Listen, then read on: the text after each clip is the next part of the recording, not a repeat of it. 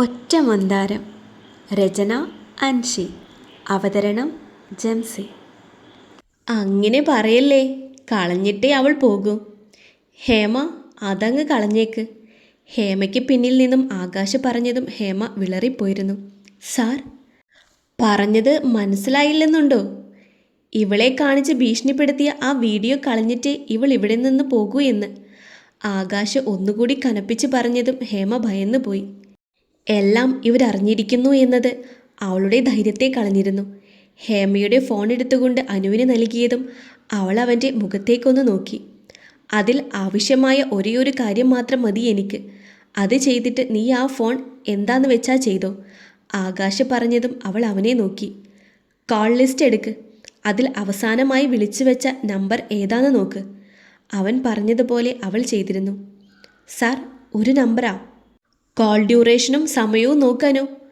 Sir, 49 second. വിളിച്ചത് രാവിലെ 4 മണിക്ക്.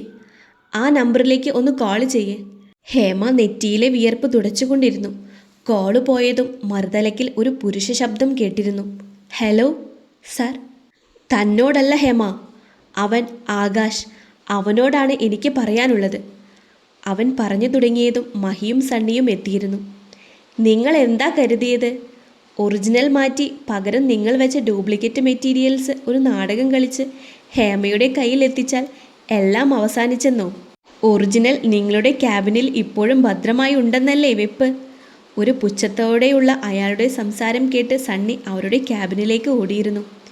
തിരിച്ചു വന്നവൻ കൊണ്ടുവന്ന കവർ ടേബിളിൽ കമിഴ്ത്തിയതും ചെറിയ കല്ലുകൾ കാണെ മൂവരും അന്തിച്ചു പോയിരുന്നു. ബ്ലഡി! മഹി ദേഷ്യത്തോടെ മുരണ്ടു.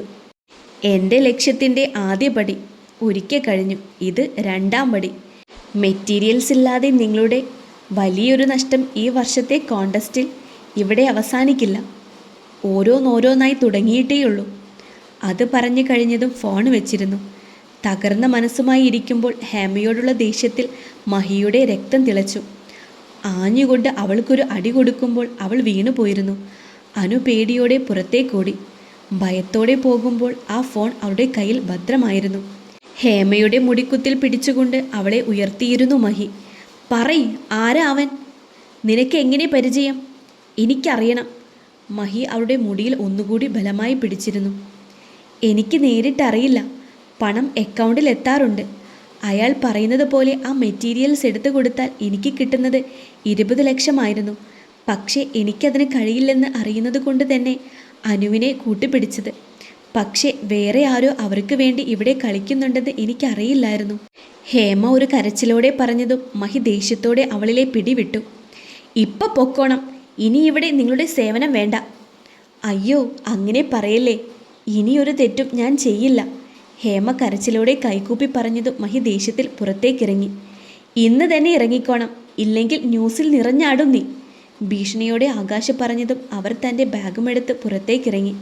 ഇറങ്ങുന്ന നേരം ഫോൺ കണ്ണുകൾ കൊണ്ട് പരതിയെങ്കിലും അത് അവൾക്ക് നഷ്ടപ്പെട്ടിരുന്നു. മഹി, കണ്ടുപിടിക്കണമെടാ. ആരായാലും വെറുതെ വിടില്ല. ആരോടും ഒരു ദ്രോഹവും നമ്മൾ ചെയ്തിട്ടില്ലല്ലോ. എടാ, അത്രയും സ്വപ്നം കണ്ട നമ്മുടെ സ്ഥാപനം തകർന്നടിയുന്നത് നോക്കി നിൽക്കാനല്ലാതെ നമ്മൾക്കൊന്നും ചെയ്യാൻ കഴിയുന്നില്ലല്ലോ. മഹി നിറഞ്ഞ കണ്ണുകളോടെ സണ്ണിയെ കെട്ടിപ്പിടിച്ചു പറഞ്ഞു. ആകാശ് പിന്നിൽ നിന്ന് സണ്ണിയെ പുണർന്നു. മൂവരുടെയും കണ്ണുകൾ നിറഞ്ഞിരുന്നു. തങ്ങളുടെ സ്വപ്നത്തിൻ്റെ നാശമാകുമോ ഇതെന്ന് അവരുടെ ഉള്ളം ചോദിച്ചുകൊണ്ടിരുന്നു. കരയാതെ മഹി. ആകാശേ, നമ്മൾ തോറ്റു പോകരുതടാ. നിനക്കറിയില്ലേ, കുറച്ച് വർഷം മുന്നേ മികച്ച ഡ്രസ്സായി തിരഞ്ഞെടുത്തത് ഒരു ലോ മെറ്റീരിയൽ അല്ലായിരുന്നോ? നീ എന്താ സണ്ണി പറയുന്നത്? കൈത്തറി ഡിസൈൻ അറിയുന്നവർ നമ്മുടെ കൂട്ടത്തിലുണ്ടാകുമെടാ. അവർ നൂലുകൊണ്ടും മറ്റും ഉണ്ടാക്കുന്ന പ്രോഡക്റ്റ് അത്രയും നല്ലതാ. ഇപ്രാവശ്യം നമ്മൾ പങ്കെടുക്കണം. അതിന് നമ്മളെ സഹായിക്കാൻ ഒരാൾക്ക് കഴിയും. ആര്? മഹി പ്രതീക്ഷയോടെ ചോദിച്ചു. അവന്തിക. സണ്ണി പറഞ്ഞതും മഹിയും ആകാശും മുഖത്തോട് മുഖം നോക്കി. സണ്ണി ഫോണെടുത്ത് അവൾ അയച്ചു തന്ന ഡിസൈൻസും നൂലുകൊണ്ട് തുണികളിൽ തുന്നിക്കൊണ്ടുണ്ടാക്കിയ പല മോഡലുകളും അവർക്ക് കാണിച്ചു. നീ പറയുമോ സണ്ണി? മഹി പ്രതീക്ഷയോടെ ചോദിച്ചു. ഞാൻ പറഞ്ഞിട്ട് കാര്യമില്ല. നമ്മുടെ സ്ഥാപനത്തിന് വേണ്ടി അവൾ ഒന്നും ചെയ്യില്ല. പക്ഷേ ഒരാൾ പറഞ്ഞാൽ കേൾക്കും. അവൾ അനാമിക. അവൾ പറയണം. അത് നീ വേണം ആകാശ് അവളെ കൊണ്ട് പറയിപ്പിക്കാൻ. സണ്ണി പറഞ്ഞതും ആകാശ് സമ്മതിച്ചിരുന്നു. അന്ന് വീട്ടിലേക്ക് എത്തുന്നത് വരെ അവൾ ഭയന്നു പോയിരുന്നു. കയ്യിലുള്ള ഫോൺ ഭദ്രമായി എടുത്തു വെച്ചുകൊണ്ട് അവൾ കട്ടിലിരുന്നു. ഇന്നുണ്ടായ സംഭവങ്ങൾ ഓരോന്നും ഓർക്കെ ആകാശിനോട് വല്ലാത്ത സ്നേഹം തോന്നി. ഓരോ നിമിഷവും അയാളോടുള്ള പ്രണയം കൂടി വരുന്നു. നീ എന്തോർത്തിരിക്ക, കുളിക്കുന്നില്ലേ? പെണ്ണുകാണലിൽ അങ്ങനെ ഉണ്ടായതിനു ശേഷം അമ്മ തന്നോട് നേരെ സംസാരിക്കാറില്ലെന്ന് അവൾ ഓർത്തു. അമ്മയുടെ പരിഭവം കാണെ അവൾക്ക് ചിരിയായിരുന്നു വന്നത്. അവൾ ഒന്നും മിണ്ടാതെ കുളിക്കാനായി നടന്നു. നീ എങ്ങോട്ടായി ഇരുട്ടത്ത്? ഡ്രസ്സെല്ലാം എടുത്ത് പുറത്തേക്ക് പോകുന്നവളെ നോക്കി അവർ ദേഷ്യത്തിൽ ചോദിച്ചു. ഞാൻ കുളത്തിലേക്ക്, ഒരു കൂസലുമില്ലാതെ പറഞ്ഞുകൊണ്ട് പുറത്തേക്കിറങ്ങുമ്പോൾ അവർ പിറുപിറുത്തുകൊണ്ട് അകത്തേക്ക് നടന്നു. ചേച്ചി, ഞാനും വരണോ? ഒറ്റയ്ക്ക് പേടിയില്ലേ? കുഞ്ഞിലേ മുതലേ കാണുന്നതല്ലേ അമ്മു, പേടിയൊന്നുമില്ല. മഴ വരുമെന്നാ തോന്നണേ. അഥവാ പെയ്താൽ ഒരു കുടയായി അങ്ങോട്ട് വന്നേക്കണേ. രാവിലെ വെയിലുണ്ടായതുകൊണ്ട് വരമ്പത്ത് ഉണക്കം പിടിച്ചിട്ടുണ്ടാകും അല്ലേ? അതെ, സൂക്ഷിച്ചു പോണേ ചേച്ചി. അന്നത്തെ പോലെ വീണാൽ ഇവേച്ചി ഇല്ലാത്തതാ. അമ്മു വിളിച്ചു പറയുമ്പോൾ ഉള്ളിലൊരു പിടച്ചിൽ. ഇവയില്ലാതെ ഇതെല്ലാം തനിക്ക് പുതുമയാണ്. ഫോണെടുത്ത് വെളിച്ചമടിച്ചുകൊണ്ട് ആ വരമ്പിലൂടെ നടന്നു. ചെറിയ തണുത്ത കാറ്റ് അവളിൽ കുളിരു കൂരി. മഴ പെയ്താൽ നനയാത്ത വിധം തൻ്റെ വസ്ത്രം വെച്ചുകൊണ്ട് അവൾ കുളത്തിലേക്ക് ഇറങ്ങി. അനു, പതിയെ, വീഴും നീ.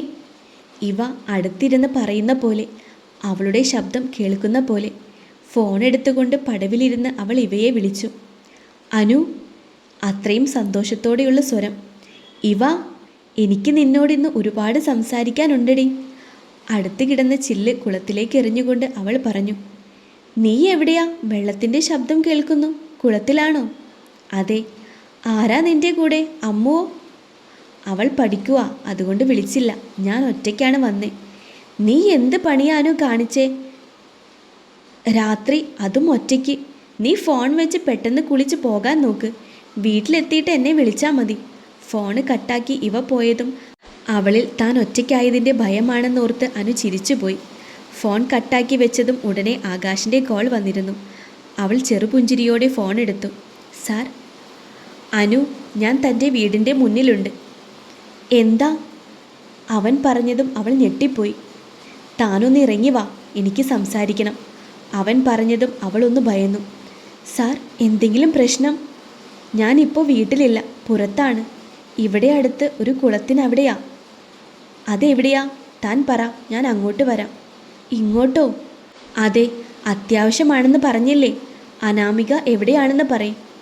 സാർ, മുന്നിലുള്ള ആ വരമ്പിലൂടെ നടന്ന് താഴേക്ക് വരൂ. അവനോട് പറഞ്ഞുകൊണ്ട് ഫോൺ വെച്ച് അവൾ അവന് കാണും വിധം പടവുകളിൽ നിന്നും മുകളിലേക്ക് കയറി.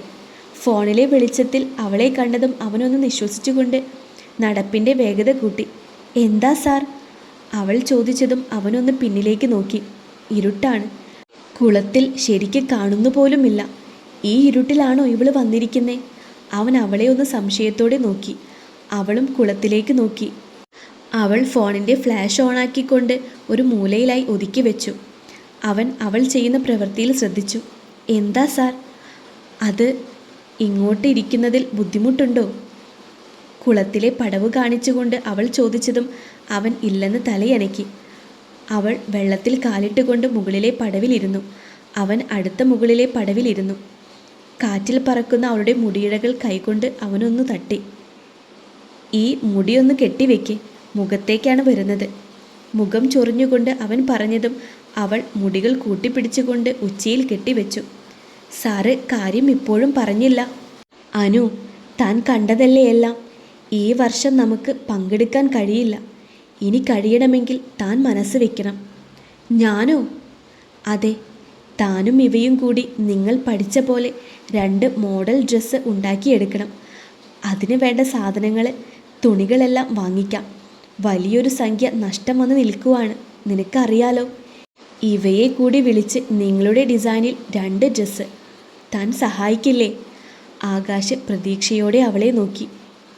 സാറ് ഭ്രാന്ത് പറയുവാണോ? മെറ്റീരിയൽസ് വെച്ച് ഉണ്ടാക്കിയ വസ്ത്രങ്ങളുടെ കൂട്ടത്തിൽ ഞങ്ങൾ നൂലുകൊണ്ട് തുന്നി ഉണ്ടാക്കുന്ന അതിന് എന്ത് കിട്ടാനാ?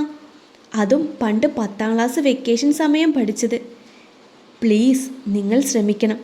കുറച്ച് ഡിസൈൻ നമുക്ക് വെക്കാം, കുറച്ച് വർക്കേഴ്സിനെ കൂടി. ആദ്യം താനും ഇവയും സമ്മതിക്കണം.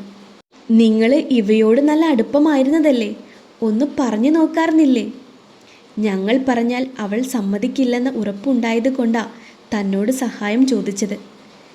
സാറ് വിഷമിക്കണ്ട, ഞാൻ പറഞ്ഞോളാം, അവൾ കേൾക്കും. അവൻ സന്തോഷത്തോടെ ചിരിച്ചു. തൻ്റെ തലവേദന ഇപ്പോഴുമുണ്ടോ? അല്പസമയം നിന്ന മൗനത്തിന് ശേഷം വീണ്ടും അവൻ ചോദിച്ചു. അവൾ മനസ്സിലാകാത്ത പോലെ അവനെ നോക്കി. അല്ല, കുഞ്ഞിലെയുള്ള തലവേദന ഇപ്പോഴും ഉണ്ടോന്ന്. ബാം വേണോ? ചെറുചിരിയോടെ ചോദിക്കുമ്പോൾ അവളുടെ കണ്ണുകളും വിടർന്നു. അവനും ചെറുപുഞ്ചിരി ചുണ്ടിൽ നിറച്ച് അവളെ നോക്കി. ആ ചേട്ടൻ സാറായിരുന്നോ? മിഴികൾ വിടർത്തി ചോദിക്കുന്നവൾക്ക് നേരെ പുഞ്ചിരിയോടെ തലയാട്ടി അവൻ. പെട്ടെന്ന് മഴ പെയ്തു തുടങ്ങിയതും അവർ പടവിൽ നിന്നും എഴുന്നേറ്റു. അയ്യോ, എൻ്റെ ഫോൺ എടുക്കാൻ ഓടാൻ തുനിഞ്ഞവളെ കാലുവഴുതി കുളത്തിലേക്ക് വീഴാൻ പോയതും അവളുടെ ഇടുപ്പിലൂടെ പിടുത്തമിട്ടവൻ അവളെ ചേർത്ത് പിടിച്ചിരുന്നു. ഭയത്തോടെ അവൻ്റെ ഇരു ഷോൾഡറുകളിലും അവൾ മുറുകെ പിടിച്ചു. പെരുമഴയിൽ നനഞ്ഞു പോയിരുന്നു അവർ. അവൾ മിഴികൾ ഉയർത്തി അവനെ നോക്കി. തന്നിലേക്ക് മാത്രമാണ് അവൻ്റെ മിഴികൾ. അവളുടെ മുഖത്തിലൂടെ ഒലിച്ചിറങ്ങുന്ന വെള്ളത്തുള്ളികൾ കാണെ അവൻ്റെ ഹൃദയം പ്രണയത്താൽ നിറഞ്ഞിരുന്നു. അവളുടെ ഇടുപ്പിലൂടെ അവൻ്റെ പിടി മുറുകിയതും അവൾ ഏങ്ങിക്കൊണ്ട് അവൻ്റെ നെഞ്ചിൽ അമർന്നുപോയി. ഇരു ഹൃദയങ്ങളും വേഗതയോടെ മിടിച്ചു. അവൻ്റെ ചുണ്ടുകൾ അവളുടെ ചുണ്ടുകളിലായി പതിഞ്ഞു. അത്രയും പതിയെ. ചേച്ചി! അമ്മുവിൻ്റെ വിളിയിൽ ഇരുവരും ബോധം വീണ്ടെടുത്ത പോലെ പിടഞ്ഞു മാറി. പരസ്പരം മുഖത്തേക്ക് നോക്കാനാവാതെ അവർ തിരിഞ്ഞു നിന്നു. അയ്യോ, അമ്മു വരുന്നു! അവളൊന്ന് ഭയന്നു. ഞാൻ വിളിക്കാം. അതും പറഞ്ഞുകൊണ്ട് അവൻ തിരിഞ്ഞതും അമ്മു വരുന്നത് കണ്ടിരുന്നു. അവൻ അടുത്ത വാഴയുടെ മറവിലേക്ക് നിന്നു. മഴ വന്നതുകൊണ്ട് കുടയുമായി വന്നതാ. ചേച്ചി കുളിച്ചില്ലേ? അമ്മു അവളുടെ നിൽപ്പ് കണ്ട് ചോദിച്ചു. അത് ഇവയെ വിളിക്കാറുന്നു. വായിൽ വന്ന കള്ളം പറഞ്ഞുകൊണ്ട് അവൾ കുളത്തിലേക്കിറങ്ങി. അതേ ചേച്ചി, പെട്ടെന്ന് വേണം. അവൾ ഡ്രസ്സ് മാറ്റിക്കൊണ്ട് കുളിച്ച് കയറാൻ ഒന്ന് മടിച്ചു. ഇനി തിരിച്ചു പോകുമ്പോൾ ചെറുതെറിക്കും. ഞാൻ വീട്ടിൽ നിന്ന് കുളിച്ചോളാം, വാ നടക്ക്. ഫോണും ഡ്രസ്സുമെല്ലാം എടുത്ത് അവൾ അമ്മുവിനൊപ്പം നടന്നു. അവർ പോയതും ആ മഴയിൽ അവനും തിരിച്ചുപോയി. അത്രയും മനോഹരമായ രാത്രിയായിരുന്നു അവനിൽ. ആദ്യ ചുംബനം. അവളെന്താ കരുതി കാണുക എന്ന് തോന്നിയെങ്കിലും അവൻ്റെ ചുണ്ടുകളിൽ ചെറിയ പുഞ്ചിരി തങ്ങി നിന്നിരുന്നു.